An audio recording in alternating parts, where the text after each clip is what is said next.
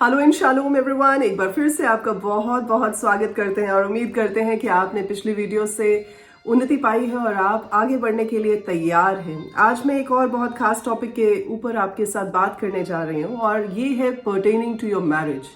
यानी आजकल के आधुनिक युग में, डिजिटल वर्ल्ड में आप कैसे अपनी फैमिली को, कैसे अपनी मैरिज को खास तौर पर सुरक्षित रख सकते हैं और बेहतर बना सकते हैं, वो मैं आज आपके साथ शेयर करने जा रही हूँ। मैं कुछ ऐसी बातें आपके साथ शेयर करूंगी जिसमें आपको ना कहने की जरूरत है, ताकि आप अपनी लाइफ को परमेश्वर की ओर से बढ़ते हुए देख सके और आप अपनी मैरिज को एक सुखद मैरिज के तौर पर जो है वो अपने घर में, अपने परिवार में, अपनी कम्युनिटी में एक अच्छे एग्जाम्पल की मानत दिखा सकें। चले, अगर बात करें ना की, ना कहना बड़ा आसान होता है। जब खास तौर पर आपने अपने बच्चे को तीसरी बार जब वो आइसक्रीम लेने लगे तो आप उसको ना कहेंगे। अगर आपका बच्चा स्कूल से बंक करना चाहे या छुट्टी लेना चाहे तो ऑब्वियसली आप उसको ना कहेंगे। तो कई बार ना कहना बड़ा आसान हो जाता है, वो इसलिए क्योंकि इट इज सो इजी। हमें सोचना नहीं पड़ता कि हमें इसके लिए ना कहना चाहिए कि नहीं कहना चाहिए। लेकिन खास तौर पर जब शादी की बात आती है, जब मैरिड रिलेशनशिप की बात आती है, तो बहुत सारी ऐसी चीजें जहां पर बहुत कुछ सोचना पड़ता है और उस वजह से हम कई बार डबल माइंडेड हो जाते हैं कि क्या इस बात को करना चाहिए, इस काम को करना चाहिए, या इस काम को आगे बढ़ाना चाहिए कि नहीं बढ़ाना चाहिए, और ना कहना बड़ा ही मुश्किल हो जाता है। और अगर आपको ये नहीं पता लगता कि सही समय पर कब ना कहना है, तो कई बार चीजें बड़ी कॉम्प्लिकेटेड और मेस्ड अप हो जाती हैं। और मुझे हेनरी क्लाउड की एक बात याद आ रही है जो उन्होंने बाउंड्रीज ऑफ मैरिज किताब में लिखी है कि you get what you tolerate. यानी कि आपको वो मिलता है जो आप सहते हैं। अब मैं ये नहीं कह रही हूँ कि शादी सहने का जो है वो टॉपिक है, या शादी का जो रिलेशनशिप है उसमें आप अपने स्पाउस को सहते हैं। जी नहीं, it is a very beautiful relationship जो खुदावन ने बनाया है, और ये सहने के लिए नहीं, अप्रिशिएट करने के लिए है, ये प्यार करने के लिए है, ये मोहब्बत के साथ जीने के लिए है, और ऑब्वियसली सभी को ये बताने के लिए है कि परमेश्वर इस रिलेशनशिप को बहुत मायने देते हैं और इस रिलेशनशिप की परमेश्वर की नजर में एक बहुत ही अहम जगह भी है। क्योंकि टॉलरेट तो हम उन चीजों को करते हैं जो हमारे कंट्रोल से बाहर होती है, जिन्हें हम छेड़छाड़ नहीं कर सकते, जिन्हें हम बदल नहीं सकते हैं। जैसे कि अगर बहुत गर्मी का मौसम है तो उसे आप चेंज नहीं कर सकते ना। अगर आप किसी ऐसी जगह पर हैं जहां पर एयर कंडीशनर्स नहीं है तो आप उस सिचुएशन को चेंज नहीं कर सकते, तो आप क्या करते हैं? टॉलरेट करते हैं। पर शादी जैसे पवित्र रिश्ते में अगर बात की जाए तो कहीं ना कहीं हमें डिजर्न करने की जरूरत है कि कहां पर किसी जगह पर हमें आकर ना कहना चाहिए, ताकि हम अपनी शादी को बचा सके और उसे बेहतर बना सकें। तो चलिए, मैं आपके साथ शेयर करना चाहती हूँ कि कहां कहां आपको ना कहने की जरूरत है। आजकल के आधुनिक युग में सबसे मेजर प्रॉब्लम जो है वो सोशल मीडिया ने क्रिएट की है। जितना फायदा सोशल मीडिया का है उससे कहीं ज्यादा नुकसान है जो वो रिलेशनशिप्स में और जो अलग अलग जो लोगों की जिंदगियों में कर रही है। ऐसा हो सकता है कि आपने इस बात को अनुभव किया हो कि जब आपके नोन्स या आपके फ्रेंड्स या आपके कोई अक्वेंटेंसेस कोई ऐसी फोटोग्राफ्स डालते हैं जो आउटिंग्स की हो, वेकेशंस की हो, लग्जूरियस होटल्स की हो, उनके किनारे पर कैंडल लाइट डिनर करते की हो, तो आपको कहीं ना कहीं ऐसा हो सकता है कि महसूस हो कि यार ये लोग तो देखिए कितनी अच्छी वेकेशंस करते हैं, ये लोग तो कितना घूमने फिरने जाते हैं, हम तो जाते नहीं है, हमारे तो घर में कोई लेकर जाता नहीं है, मेरा हस्बैंड या मेरी वाइफ तो इस चीज को एक्नॉलेज ही नहीं करती है। तो कई बार हो सकता है कि आप जब इन चीजों को देखें तो आप इनवेरिएबली अपनी जिंदगी को उनकी जिंदगी के साथ, अपनी मैरिज को उनकी मैरिज के साथ कंपेयर कर रहे हैं। यहां पर सबसे अहम बात यह है कि जब एक पार्टनर जो शादी में इस बात को देखता है कि उसका दूसरा पार्टनर जो है वो खुश नहीं है, तो उसे एक सेंस ऑफ डिफीट, उसे हार की जो भावना है वो महसूस होती है। तो जिससे ऑब्वियसली रिलेशनशिप जो है वो डिटीरियोरेट होता है। तो ये एक ऐसी जगह है जहां पर आपको नो कहना, ना कहना आना चाहिए। यानी आपको इंडल्ज नहीं करना, आपको अपनी शादीशुदा जिंदगी को दूसरे की शादीशुदा जिंदगी के साथ, सोशल मीडिया के पॉइंट ऑफ व्यू के साथ कंपेयर नहीं करना। तो यहां पर आपके लिए एक बड़ी ना होनी चाहिए, एक बड़ी नो होनी चाहिए। अब इसमें आप कर क्या सकते हैं? देखिए, कुछ ऐसी बाउंड्रीज हैं जिन्हें आप सेट कर सकते हैं सोशली, इमोशनली। कुछ ऐसी चीजें हैं कि आपको पता है कि आपको देखकर गुस्सा आता है, या आपको देखकर कंपैरिजन होता है, या आपको देखकर इनवेरिएबली आपके मन में अलग अलग जो है वो सवाल उठते हैं। तो आपको करना क्या है? 3 चीजें हैं जो आप कर सकते हैं। सबसे पहले ये कि स्क्रॉल करना बंद करें। कई बार लोगों की आदत क्या होती है कि ना अपनी जो वॉल है उस पर कुछ पोस्ट करने के बाद स्क्रॉल करना शुरू कर देते हैं। अब आप जब स्क्रॉल करेंगे तो उसमें काफी कुछ आएगा ना, जितने आपकी फ्रेंड लिस्ट के लोग हैं, जितने आपकी जान पहचान के लोग हैं जो आपके साथ उस पेज के द्वारा या प्रोफाइल के द्वारा अटैच्ड है, वो उन सब के बारे में कुछ ना कुछ तो आएगा ही आएगा। तो स्क्रॉल करना बंद करें, अपना काम करें, अपना देखें और उसके बाद में एग्जिट कर दें। जब आपको पता है कि आप सह नहीं सकते तो डोंट स्क्रॉल। कंपैरिजन या डिसकंटेंटमेंट तो तब आएगी ना जब आप देखेंगे। जब आप देखेंगे ही नहीं तो ऑब्वियसली कुछ नहीं होने वाला है। तो सबसे पहला काम ये करना शुरू करें। दूसरा काम आपको क्या करना है, स्टॉप फॉलोइंग देम। उनको देखकर जलना बंद करें। आपको इंस्टेड क्या करना है, स्टार्ट लीडिंग द वे, यानी कि जो आप कर सकते हैं वो करें। यानी आप अच्छी अच्छी कोई आर्टिकल्स शादी के बारे में लिखें, या कुछ अच्छी कोटेशंस लिखें, या कुछ जो आप जिसके साथ किसी को एनकरेज कर सकें वो करें। यानी कि दूसरों की जो रेस को फॉलो करने की बजाय अपने आप को वहीं पर रोककर इंस्टेड आपको क्या करना है कि आपको एक नया पाथ लीड करना है। ये है दूसरा काम। तीसरा काम आप क्या कर सकते हैं, आप परमेश्वर का धन्यवाद दे सकते हैं आपको जो स्पाउस मिला है या मिली है। अब इसमें क्या होता है कि जब आप अपने स्पाउस की जो गुड एट्रीब्यूट्स हैं, गुड क्वालिटीज हैं, उनको देखकर परमेश्वर का धन्यवाद देंगे तो आपको वो कम अर्ज महसूस होगी कि आप दूसरे की वाइफ को या दूसरे के हस्बैंड को देखें कि वो क्या कर रहे हैं या क्या करना चाहते हैं या क्या कर वो अपनी खुशी को व्यक्त कर रहे हैं। सो इससे क्या होगा, when you start thanking for the person who is in your life, जो इंसान आपकी जिंदगी में है, जब आप उसके लिए धन्यवाद देना शुरू करेंगे तो आपको और भी ज्यादा अच्छी चीजें दिखाई देंगी उस इंसान में जो आपके साथ रहता है या रहती है। आमीन। देखिए, हर एक रिलेशनशिप यूनिक होता है, आपका भी यूनिक है, किसी और का भी यूनिक है। तो कंपैरिजन करना तो बेमायने है और बेफायदा है। और परमेश्वर के वचन में भी इस बात को लिखा गया है। जब आप एक्सोडस की किताब, जब आप निर्गमन की किताब पढ़ते हैं, उसके चैप्टर नंबर 20 में देखें और वर्स नंबर 17 में ये बात कही गई है कि किसी पराई चीज का लालच मत करो, किसी और की बीवी का लालच मत करो, किसी और की चीजों का लालच मत करो। और इंग्लिश में ये बात कही गई कि अपने नेबर के घर की चीजों का लालच मत करो। यानी कि किसी और को देखकर ऐसा नहीं अपने मन में ख्याल लाने के जी आपके पास ये चीज नहीं है और उसके पास है, तो दैट मीन्स आप परमेश्वर के खिलाफ जा रहे हैं, प्रभु के वचन के खिलाफ जा रहे हैं। सो इस चीज के लिए आपको टोटली अपने आप को ना कहनी आनी चाहिए, ताकि आप अपनी मैरिज को बचा भी सके, संवार भी सके और बेहतर भी कर सकें। दूसरी चीज जिसके लिए आपको ना कहने की जरूरत है वो है बहुत सारा काम, टू मच वर्क।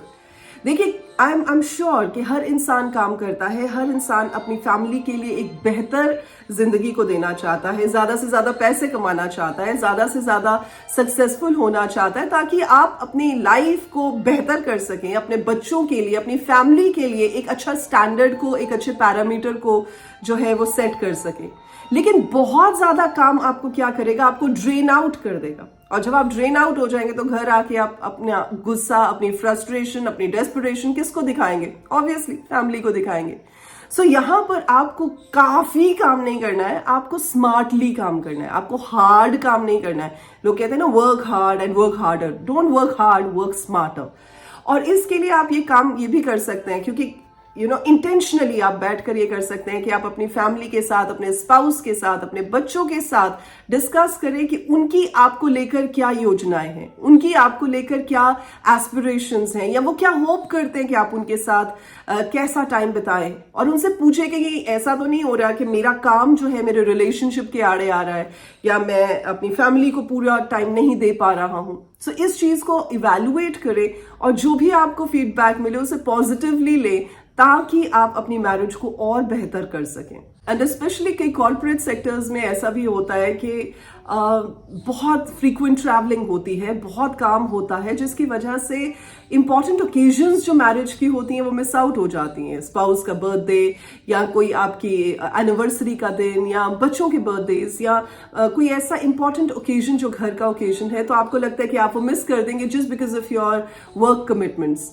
तो इसलिए नो कहना सीखे, ना कहना सीखे उन जगहों पर जहां आपको पता है कि आपके रिलेशनशिप में ये चीज आड़े आ रही है। और अगर आप इस पर ना कहते हैं तो ऑब्वियसली आप अपने रिलेशनशिप को बचा सकते हैं, और आप उसको और उस प्यार को जो आपके घर में है उसे और मौका दे सकते हैं नर्चर होने का। आपकी प्रायोरिटी की शादी होना चाहिए, और आपको अपने कैलेंडर्स उसी हिसाब से ही मैनेज करने चाहिए जिस हिसाब से आपको पता है कि ये आपके इंपॉर्टेंट डेट्स के बीच ना आए। देखिए, वचन में भी एक बात लिखी गई है। जब आप कोलोशियंस की किताब पढ़ते हैं चैप्टर नंबर 3 और वर्स नंबर 23, तो वहां पर लिखा है कि जो काम भी तुम करते हो ऐसा जान के मत करो किसी इंसान के लिए करते हो, पर ऐसा जान के करो कि तुम परमेश्वर के लिए करते हो। सो ऑब्वियसली परमेश्वर ये नहीं चाहेंगे कि आपकी मैरिज, आपके रिलेशनशिप्स, आपकी फैमिली जो है वो आपके काम की वजह से सफर करे और बैडली सफर करे। तो ऑब्वियसली इस चीज को सामने रखते हुए हर चीज को मैनेज करें, प्रायोरिटाइज करें और फिर उसे अच्छे से जो है उसके ऊपर चले। तीसरी चीज जिसके लिए आपको ना कहने की जरूरत है और आपको ना कहनी आनी चाहिए, वो है जब आपके बहुत सारे दोस्त, आपका बहुत सारा वाइड सर्कल हो जिसकी वजह से आप सारा टाइम घर के बाहर ही रहते हो। देखिए, अच्छा होता है दोस्तों के साथ हैंग अराउंड करना, दोस्तों के साथ मिलना, दोस्तों को के साथ पार्टीज पर जाना। It is a good thing, क्योंकि आपको कभी कभी ब्रेक भी चाहिए होता है। बट हर समय अगर आपका जो ग्रुप है बहुत बड़ा है, आपकी जो जान पहचान है वो बहुत वाइड है, और हर समय अगर आप घर से बाहर रहते हैं तो आप क्या कर रहे हैं? आप इनवेरिएबली अपने रिलेशनशिप को, अपने मैरिज को, अपने फैमिली को इग्नोर कर रहे हैं। और आप सारा टाइम ही अगर बाहर रहेंगे तो हस्बैंड या वाइफ जो है उनके माइंड में काफी सारी चीजें आ सकती हैं, या एलिमेंट ऑफ डिस्ट्रस्ट भी आ सकता है, या एलिमेंट ऑफ जेलसी भी आ सकता है। सो इससे आप अपनी मैरिज को बचाएं ताकि कुछ ऐसा ना हो जिसकी वजह से कल के दिन में आपको जो है दिक्कत का सामना करना पड़े। देखिए, अगर आपके फ्रेंड सर्कल में ऑपोजिट सेक्स के लोग हैं, यानी आप अगर महिला हैं और आपके बहुत सारे जो है वो मेल फ्रेंड्स हैं उस ग्रुप में, और कोई ऐसे फ्रेंड्स हैं जिन्हें आप बहुत पसंद करते हैं या जिनके साथ आप ज्यादा समय बिताते हैं, be transparent with your spouse. अगर आप आदमी है और आपके वर्क प्लेस पर, आपके फ्रेंड सर्कल में बहुत सारे ऐसे लोग हैं जो महिला दोस्त हैं, आपको ये चाहिए कि आप अपने हस्बैंड या अपनी वाइफ को एक उस ट्रांसपेरेंसी के माहौल में लेकर आए जहां वो जान सके कि ये एक सिर्फ नॉर्मल रिलेशनशिप है और आपका उनकी तरफ कोई रुझाव नहीं है। अब ऐसा ना हो कि आप उनके साथ ज्यादा टाइम बिता रहे हैं, आपका तो शायद कोई रुझाव ना हो, लेकिन उनके माइंड में आ जाए कि ये मुझे छोड़कर ज्यादा समय उसके साथ बिताता है या बिताती है, तो इसलिए शायद हो सकता है कि इन दोनों में कुछ चल रहा हो। सो अपनी मैरिज को बचाने का सबसे जो इम्पोर्टेंट बात और तरीका है वो ये है कि आप अपने एक्सेसिव फ्रेंड सर्कल को ना कहें और सिर्फ एक क्लोज्ड सर्कल रखें। और वो ऐसा सर्कल होना चाहिए, ऐसे दोस्त होने चाहिए जिनके बीच आप अपने स्पाउस के साथ जा सके और आप कंफर्टेबल महसूस करें। तो इन सब चीजों में जो समझने वाली और याद रखने वाली बात है वो ये है कि आप ऐसा ग्रुप बनाएं या ऐसा ग्रुप पे फोकस करें जहां पर और मैरिड कपल्स भी आ सकते हैं, जहां पर आप लोग वैल्यूज और बिलीव्स जो अच्छे हैं उन्हें शेयर कर सकते हैं और वो लाइक माइंडेड लोग हैं, तो जिससे आपकी मैरिज में किसी भी तरह से प्रॉब्लम ना आए। वचन में ऐसा लिखा है, जब आप प्रोवर्ब्स नीति वचन 27 का 17 पढ़ते हैं तो लिखा है कि आयरन शार्पन्स आयरन, कि जैसे एक लोहे का पीस जो होता है वो दूसरे लोहे के पीस को तेज करता है, वैसे एक इंसान दूसरे को तेज करता है। सो इसलिए ऐसी संगति रखें, ऐसी मैरिड कपल्स की संगति रखें जो कि आपको अच्छे बिलीफ सिस्टम के साथ भर सके, जो आपको इंकरेज कर सके, जिनकी लाइफ आपके लिए एक अच्छा उदाहरण हो और जिनके साथ हैंग अराउंड करने से आपकी मैरिज को खतरा ना हो लेकिन आपकी मैरिज और भी ज्यादा स्ट्रेंथन हो सके। तो इसलिए जितने भी ज्यादा दोस्तों वाले ग्रुप्स हैं उन्हें आप ना कहना सीखें ताकि आप अपनी मैरिज को बढ़ा और बचा सके। एक और बड़ी इंपॉर्टेंट जगह लेकिन बड़ी टची जगह है जहां पर आपको नो कहने की जरूरत है, और वो है जब एक्सटेंडेड फैमिलीज की इंटरफेरेंस आती है फैमिलीज के अंदर। खास तौर पर देखा गया है कि जब शादीशुदा जिंदगी में प्रॉब्लम होती है तो लड़की की माँ जो होती है वो बीच में आकर अपनी ओपिनियंस देना शुरू कर देती है या अपने आर्ग्यूमेंट्स करना शुरू कर देती है, या लड़के की माँ जो है वो ओवर इंडल्जेंट हो जाती है आपकी मैरिज को लेकर। तो बेसिकली आपको ना कहना आना चाहिए, और ऐसा नहीं कि आप उनको डिसरिस्पेक्टफुली ना कहेंगे या उन्हें आप अपनी जिंदगी से अलग करेंगे, लेकिन परमेश्वर के वचन में लिखा है, जब आप जेनेसिस चैप्टर 2 वर्स नंबर 24 पढ़ते हैं कि जो आदमी है वो अपने माता पिता से, वो मतलब अपनी एक्सटेंडेड फैमिली से थोड़ा अलग होगा और क्या करेगा, वो अपनी पत्नी के साथ एक मन एक तन होकर रहेगा। अब इसमें क्या मतलब हुआ कि आपकी प्रायोरिटी आपका स्पाउस है, आपकी प्रायोरिटी आपकी मैरिज है, आप अपने परिवार से, अपनी फैमिली से, अपने माता पिता से अब आगे आए हैं। अब ये फैमिली आपकी है जिसे आपको संभालना है। तो मैं ये नहीं कह रही कि आप उनको छोड़ दें, मैं ये भी नहीं कह रही कि उन्हें आप डिसऑनर करें, मैं ये भी नहीं कह रही कि आप उनके साथ बातचीत ना करें, उनकी प्रॉब्लम्स में खड़े ना हो। लेकिन कई ऐसे एक्सटेंडेड फैमिली के रिलेशनशिप्स होते हैं जो बड़े डिमांडिंग हो जाते हैं, जिसमें वो चाहते हैं कि आप ओवर द बोर्ड जाकर उनके लिए कोई ऐसा काम करें, या अपनी जो प्रायोरिटीज हैं उन्हें पीछे रख के आप उनके लिए करें, या उनकी इंटरफेरेंस के साथ आपकी मैरिज में डिस्टर्बेंस क्रिएट होती है। तो मेरे अजीजों, मैं इन जगहों पर कह रही हूं कि आप अपने आप को ना कहना सीखें। तो मेरे अजीजों, मैं इन जगहों पर कह रही हूं कि आप चीजों को, इन सिचुएशंस को, इन लोगों को ना करनी सीखें ताकि आप अपनी मैरिज को बचा सके। There is no point in getting so confused. आप तो ये समझा सकते हैं अपनी पत्नी को, अपने पति को, नहीं नहीं नहीं, मेरी माँ का ये कहना नहीं था। सकता है कि आप एज अ पैच मेकर जो है, पीस मेकर काम करें, मेरी माँ ऐसा नहीं चाहती थी, या मेरे फादर ने ऐसा नहीं कहा था। So instead of doing that, your parents should know that you are well aware of the fact और आप केपेबल हैं अपनी मैरिज को संभालने के लिए। तो जहां कहीं उनकी इंटरफेरेंस आती है और आपको पता है कि उस इंटरफेरेंस के साथ कंफ्यूजन क्रिएट होगी, टेक अ स्टैंड एंड से नो, हम इस चीज को हैंडल कर लेंगे। और ये दोनों की तरफ से आना चाहिए। ये नहीं कि एक ही बंदे को आप बुरा बनाते रहें और आप कहें कि जी जो पत्नी है वही खराब है या जो दामाद है वही खराब है। ऐसा नहीं है। It should be a mutual understanding between the husband and wife to say no to those places and people जहां पर आपकी लाइफ में या आपकी मैरिज में कंफ्यूजन क्रिएट हो सकती है। एक और बहुत इंपॉर्टेंट मुद्दा है आजकल के आधुनिक वर्ल्ड में, और वो ये है कि जब भी कुछ लेटेस्ट आता है, people try to flaunt that. लोगों को लगता है कि हाँ, नई गाड़ी आई उसको फ्लॉन्ट करो, ज्यादा पैसे आ गए तो उसको फ्लॉन्ट करो, कपड़े खरीदे उसको फ्लॉन्ट करो। देखिए, ये फ्लॉन्टिंग के चक्कर में क्या होता है, कई लोग अपनी चादर से भी बाहर पैर पसारने की कोशिश करते हैं, जिसकी वजह से उन्हें कर्ज लेना पड़ता है, डेट्स में आ जाते हैं, और फिर वो कर्जे चुकाते चुकाते कितना टाइम लग जाता है, और वो अननेसेसरी टेंशन और प्रेशर एक फैमिली लाइफ के ऊपर डालता है। तो आपको ना करनी आनी चाहिए। किस चीज के लिए? डेट्स के लिए, कर्ज उठाने के लिए, अननेसेसरी अपने ऊपर भार उठाने के लिए आपको ना करनी आनी चाहिए। तो जब आप ना करेंगे, आप क्या करेंगे कि जो रिसोर्सेज आपके पास हैं आप उनको ऑप्टिमली डिजाइन करेंगे, ऑप्टिमली इस्तेमाल करेंगे, प्लान करेंगे, ताकि आप उन्हीं रिसोर्सेज के बीच अपने खर्चों को, अपने कामों को पूरा कर सकें और किसी अनड्यू प्रेशर की वजह से, अपने स्ट्रेस की वजह से अपने रिलेशनशिप और अपनी मैरिज को खराब नहीं करें। देखिए, मोस्ट ऑफ द टाइम्स पैसे की वजह से भी मैरिजेस खराब होती हैं, जहां पर बहुत सारा कर्जा होता है, जहां पर हस्बैंड वाइफ कोप अप नहीं कर पाते उस प्रेशर के साथ, जहां पर कर्जे नहीं उतर पाते, जहां पर जो चीजें हैं वो आउट ऑफ कंट्रोल हो जाती हैं। तो वहां पर ये ऐसा नहीं होता है कि सिर्फ वो मेंटल बर्डन होता है, लेकिन वो रिलेशनशिप को, वो पूरी की पूरी मैरिड लाइफ को ही जो है डिस्टर्ब कर देता है। तो इसलिए आपको ये समझने की जरूरत है कि हर नया गैजेट जो मार्केट में आ रहा है वो आपको खरीदने की जरूरत नहीं है। हर बड़ा घर जो आप देखते हैं उसके लिए आपको जद्दोजहद करने की जरूरत नहीं है। हर नई गाड़ी जो मार्केट में निकली है वो आपने खरीदनी है, वो जरूरी नहीं है। तो इसलिए जो आपके पास है, जिन चीजों को आप ऑलरेडी ठीक से चला रहे हैं और जो चीजें आपके पास अच्छे से चल रही हैं, उन्हीं के साथ आगे काम करें। और जब उन्हें आपको अपग्रेड करना है तो उन्हें समझदारी के साथ करें। जस्ट ऐसे ही नहीं कि करना है तो जी इसलिए करना है, दिखावे के लिए करना है, तो उधार उठा लो, पैसा उठा लो और उसके बाद जो मैरिज है वो खराब करते रहो। तो ऑब्वियसली ये भी चीजें बड़ी मैटर करती हैं। सो देखिए, जब हम बात कर रहे हैं, आज हमने ये 5 पॉइंट्स जो है वो डिस्कस किए हैं। कई चीजों में हाँ कहना बड़ा आसान होता है, लेकिन स्पेशली मैरिज में, जैसे मैं शुरू में भी डिस्कस कर रही थी, कि ना कहना बड़ा मुश्किल होता है।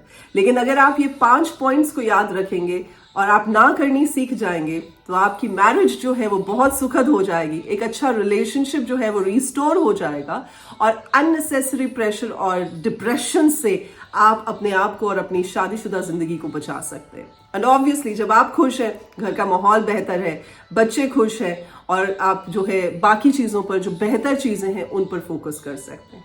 आई होप आज के इस मैसेज के साथ, आज के इस बात के साथ आपको एक नई दिशा मिली है और आप जान पाए हैं कि आपको अननेसेसरी चीजों में नहीं फंसना है और आपको एक सही डायरेक्शन में चलते रहना है। मैं उम्मीद करती हूँ कि आने वाले दिनों में भी आप जब इन बातों पर चलेंगे, इनको लागू करेंगे, तो आप बड़ी गवाहियों के साथ, बड़ी टेस्टिमनीज के साथ उभर कर आएंगे और आप अपनी मैरिज को आगे से बहुत बेहतर देखने पाएंगे। आमीन। परमेश्वर आपको बहुत आशीष दे। हम जल्द ही आपके साथ एक और वीडियो में करेंगे मुलाकात, जिसमें एक नए टॉपिक के ऊपर हम बात करेंगे और आपको परमेश्वर के वचन में पढ़ने का एक बार फिर से और गहरे तरीके से मौका देंगे। तब तक के लिए अपना ख्याल रखिएगा। God bless you.